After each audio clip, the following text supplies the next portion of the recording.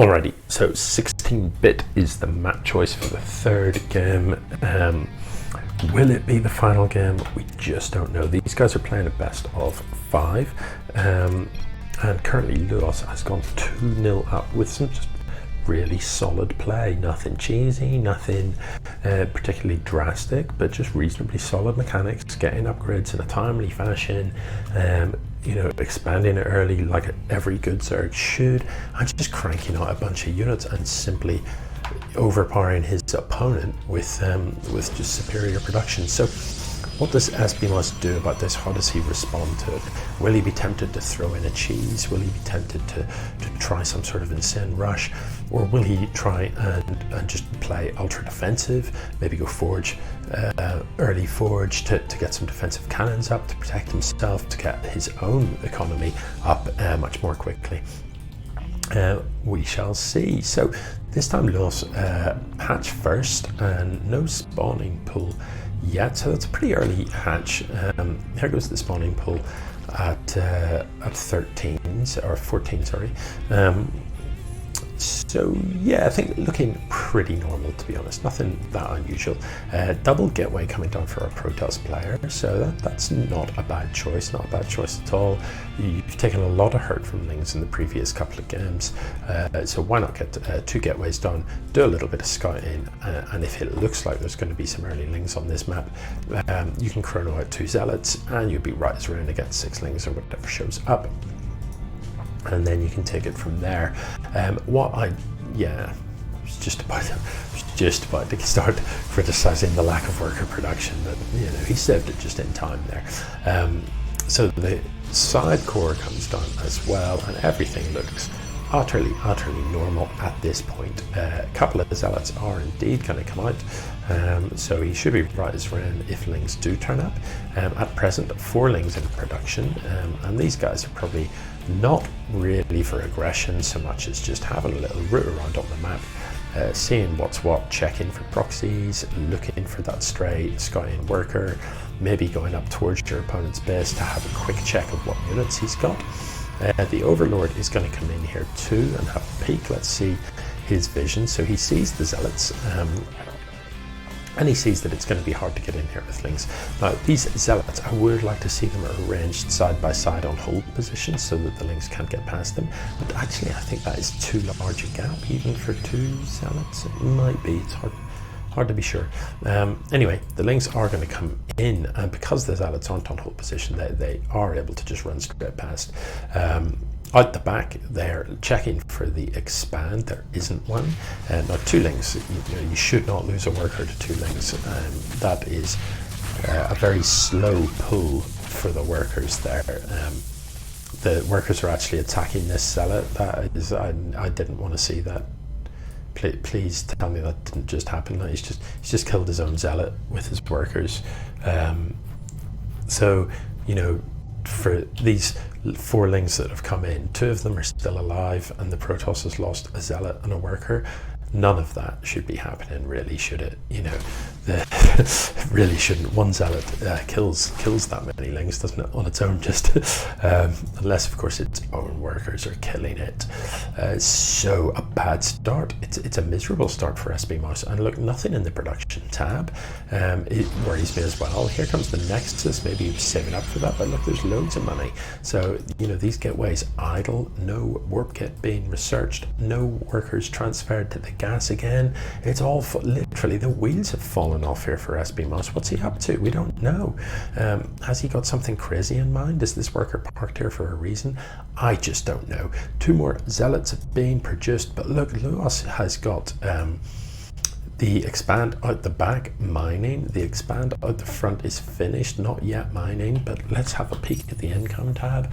Once again, heavily in favor of our Zerg player. He's got 3 hatcheries complete, so you know, once the queens start to inject in these, and he can hold down the Z button or the R button as he sees fit, and his army supply can increase really quickly. What can the Protoss do to match it? Well, with only 2 gateways, not much, to be honest.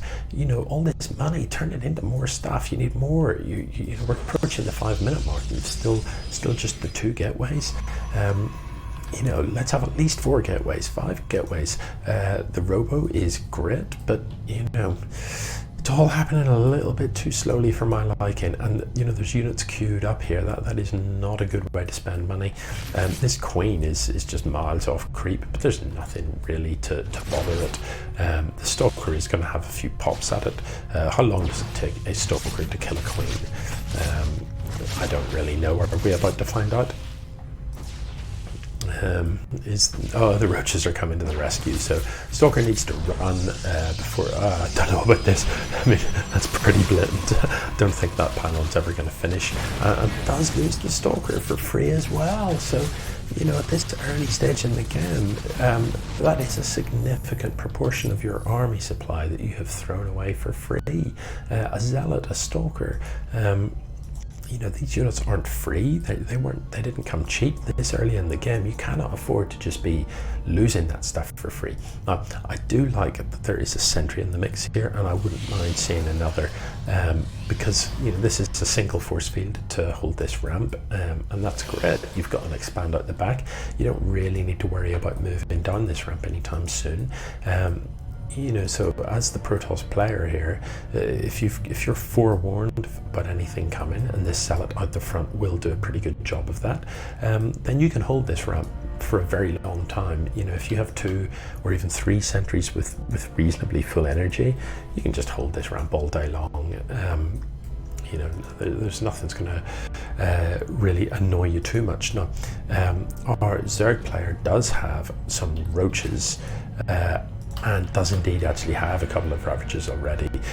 You may or may not know that the corrosive bile, as well as doing damage to stuff, actually, as it says in the little text there, also breaks force fields. So if you are trying to push up the ramp, those corrosive biles can be used to destroy the force fields, which is pretty handy. But you know, if you have a couple of immortals on the high ground, it's trickier than it sounds to just bust the force fields and push your way up here. You know, because you'll get halfway up and another force field will drop. The sentries don't have a cooldown time. You know, they can drop as many force fields as they've got energy for. This sentry can drop a force field and then another one straight away and a third. Whereas the corrosive biles do have a cooldown. So, you know, the force fields can still chop your army in half. And if they're, I wish this robo would actually do some work. You know, I'd love to see more immortals. I'd love to. But anyway, what was I saying? Yeah, still those sentries make it very tricky to push up a narrow ramp, even when you've got corrosive biles, was the point I was trying to make. Just rambling on, really, wasn't it? Just rambling, not really making any point. So army supply is pretty seriously in favour of the Zerg player. Look at 132 to 77, almost double the total supply.